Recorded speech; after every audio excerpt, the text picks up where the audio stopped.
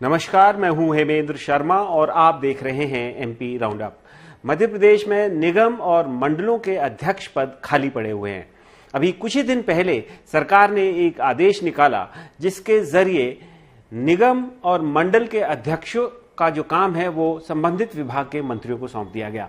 मतलब मंत्री जी ही सर्वे सर्वा होंगे। इससे पहले इन्हीं विभागों के एडिशनल चीफ सेक्रेटरी और प्रिंसिपल सेक्रेटरी निगम और मंडलों के अध्यक्ष पद का काम देख रहे थे। आपको बता दें कि इन जो पद जो है इनकी नियुक्ति जो है पॉलिटिकल अपॉइंटमेंट होती है और लोकसभा चुनावों से पहले ये कयास लगाया जा रहा था कि चुनाव के नतीजों के बाद ये अपॉइंटमेंट हो जाएंगे, जिनको कि कैबिनेट और राज्य मंत्री का जो है दर्जा भी प्राप्त होता है। और इनके लिए भारतीय जनता पार्टी से जुड़े लोगों ने जमकर जो है लॉबिंग भी की थी, लेकिन मुख्यमंत्री मोहन यादव के एक निर्णय ने पूरा गेम ही पलट दिया। तो ये जो निर्णय हुआ है, इससे क्या भारतीय जनता पार्टी के अंदर जो खींचतान चल रही है वो घटेगी या और ज्यादा बढ़ जाएगी?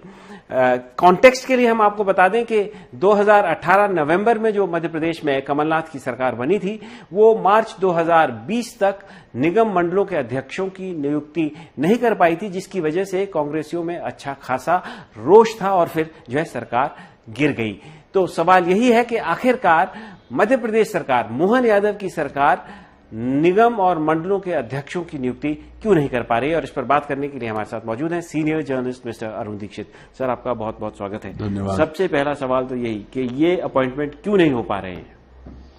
हेमंत जी, सबसे पहले जो आपने कहा, निगम मंडल मुख्यमंत्री ने क्या किया था कि जब मंत्री हैं, मंत्री भार साधक सदस्य होते हैं किसी भी विभाग से जुड़े हुए निगम मंडलों के, अब वो बैठे थे दूर और उनका जो प्रिंसिपल सेक्रेटरी या एडिशनल प्रिंसिपल सेक्रेटरी वो बैठे थे अध्यक्ष की कुर्सी पे मंडलों में। तो उन्होंने विरोध किया। तब मुख्यमंत्री ने एक दिन अचानक सारे मंत्रियों को पावर दे दी।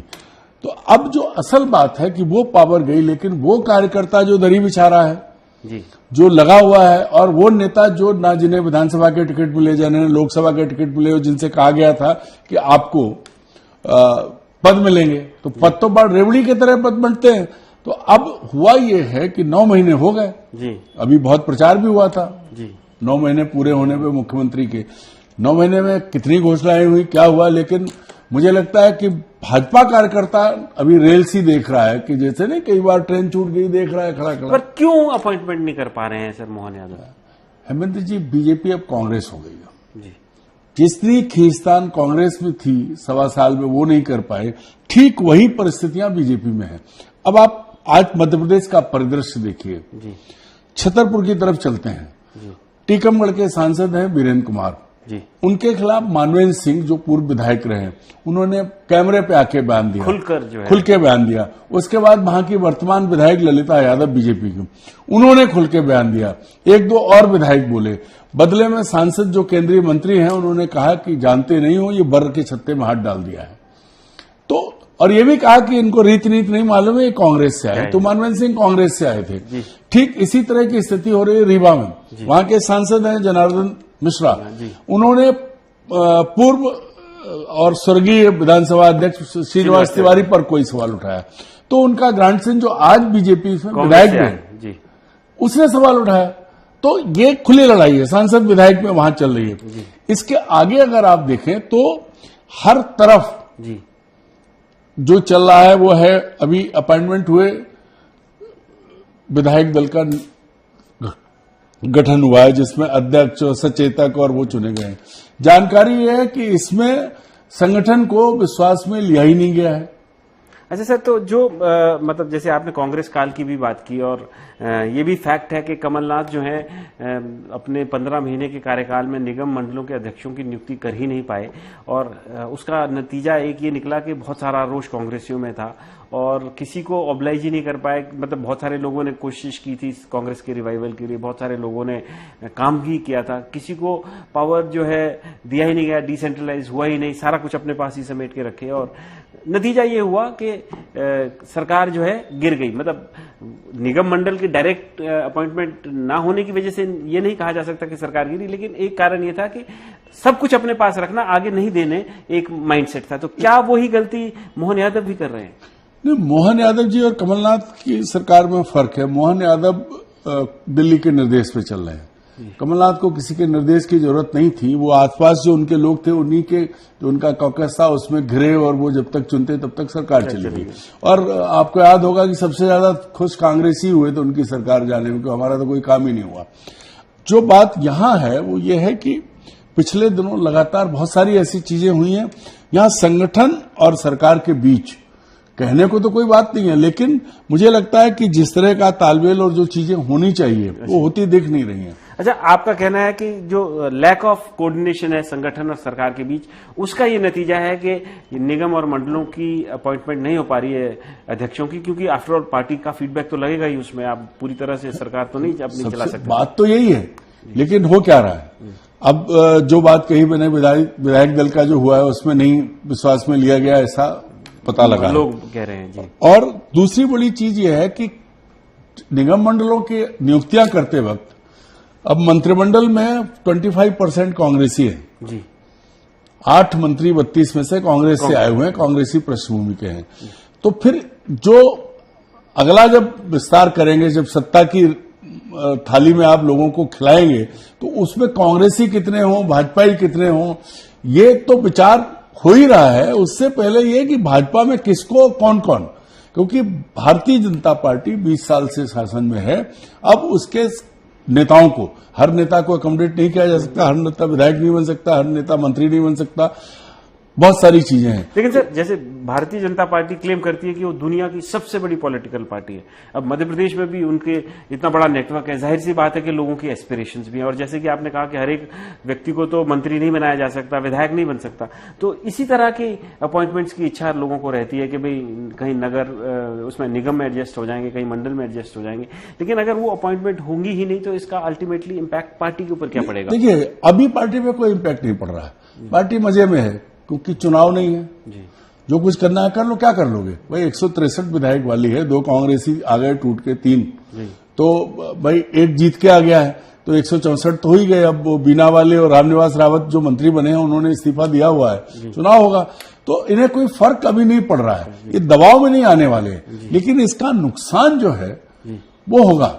देखिए, जो चुनाव हुए लोकसभा और विधानसभा, उनके परिणाम कैसे और क्यों रहे एक डिबेट का विषय है, इस पर अलग बात है। लेकिन जो कार्यकर्ता जिसकी उम्मीद और अपेक्षा बढ़ गई है उसको पूरा नहीं किया जा रहा है, और उल्टे हो ये रहा है कि करीब करीब ऐसे कई उदाहरण जो आपने रीवा और छतरपुर का दिया, ये पूरे उसमें ग्वालियर में भी ऐसी खींचतान मची हुई है, भोपाल में भी सिंधिया अलग मीटिंग करते हैं और वहां का लोकल एमपी अलग करता है। भोपाल में शायद पहली बार प्रभारी मंत्री मीटिंग करने वाले हैं, इतने दिन से कहीं कुछ नहीं है। हर जगह खींचतान, सब जगह है, और उज्जैन में भी खींचतान है जहां से मुख्यमंत्री आते हैं। तो वो जो खाई है संगठन और सरकार के बीच में, वो थोड़ी थोड़ी बढ़ रही है। और जो सबसे बड़ा मामला है कि पूरे प्रदेश में वो कांग्रेसी भाजपाई कार्यकर्ता जिसने दरी बिछाई काम किया, क्योंकि उसी के बल पे है, उसको आप कब तक लॉलीपॉप यहां पद मिलेगा जी, कब मिलेगा? क्योंकि शिवराज सिंह चौहान भी नहीं बांट पाए थे दूसरी सरकार में। तो ये जो चीज है, और सबको लगता है कि भाई अगर समय मिले, पद मिले तो समय मिले जी। वो अच्छा सर, मेरा फाइनल सवाल कि जैसे अब आप उन्हें असंतुष्ट लोग होते हैं, उनको खुश रखने के लिए आपने उनको कुछ पद दिया जाता है तो वो थोड़ा खुश हो जाते हैं। तो ये जो स्ट्रैटेजी है कि ये किसी को अपॉइंट करना ही नहीं है, इससे जो है पार्टी के अंदर जो खींचतान जिसका आपने जिक्र किया वो और ज्यादा बढ़ेगी, या ना देके आपने उसमें विराम लगा दिया है कि चलो भाई किसी को नहीं दे रहे हैं? देखिए हेमंत जी, आज कार्यकर्ता बहुत होशियार है। पहले होता था उम्मीद लगाए बैठा रहता था।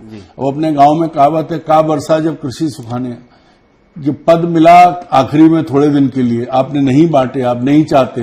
होना तो ये चाहिए कि जिनको आप योग्य समझते हैं बांट दीजिए, जो आपके उसमें फ्रेमवर्क में नहीं आते छोड़ दीजिए। लेकिन कोई खतरा, अभी तो आपको चुनाव में भी नहीं जाना है, नगर निगम वगैरह के चुनाव होंगे तो समय। तो ये जो फैसला है, चूंकि मुख्यमंत्री के हाथ बंधे हैं, फैसला दिल्ली को करना है, और दिल्ली व्यस्त है, दिल्ली व्यस्त है। दिल्ली अभी हरियाणा और जम्मू कश्मीर का चुनाव है, उसके बाद महाराष्ट्र का चुनाव आएगा। वो महाराष्ट्र का चुनाव जो नरेंद्र मोदी और अमित शाह की नाक का सवाल है, और लोकसभा में वहां बहुत चोट लगी है। उसके बाद वो झारखंड जहां मुख्यमंत्री को आपने जेल भिजवाया, वो झारखंड चुनाव में आना है, उसके बाद वो दिल्ली जिसमें आपने मुख्यमंत्री को जेल भिजवाया और मुख्यमंत्री ने बाहर निकल के कुर्सी छोड़ दी। तो ये जो चीजें हैं, इसके बीच भारतीय जनता पार्टी का नेतृत्व मतलब अमित शाह, नरेंद्र मोदी फैसले नहीं कर पा रहे हैं, उनके पास समय नहीं है। और मोहन यादव जी जो हैं वो और प्रदेश भाजपा अध्यक्ष विष्णुदत्त शर्मा मिलकर ये चीजें तय नहीं कर सकते और ये बेचारे कह भी नहीं सकते हैं कि क्या है। तो फैसला तो दिल्ली से ही होना है, तब तक कार्यकर्ता को टकटकीलाया देखना है कि कुछ मिलेगा कि नहीं मिलेगा, नेताओं को देखना है, अन्यथा तो हो सकता है 5 साल ऐसे ही निकल जाए, जरूरत क्या है। तो प्रत्यक्ष को प्रमाण की आवश्यकता नहीं होती है। तो अभी तो फिलहाल ये दिख ही रहा है कि मध्य प्रदेश की जो मौजूदा सरकार है और जो मौजूदा संगठन की जो लीडरशिप है वो मिलकर के ये डिसीजन लेने में कामयाब नहीं हो पाए हैं, या वो डिसीजन नहीं ले पाए हैं कि इन जो ये अध्यक्ष पद खाली है निगम और मंडलों के, इनमें इनके लिए किसको अपॉइंट किया जाए। इसका खामियाजा भारतीय जनता पार्टी के उन कार्यकर्ताओं को जरूर भुगतना पड़ रहा है जिन लोगों ने कयास लगा रखे थे और जिन्होंने पार्टी के लिए बड़े लंबे समय से काम किया है। एमपी राउंडअप में आज सिर्फ इतना ही, कल फिर मुलाकात होगी, तब तक के लिए थैंक यू, गुड बाय।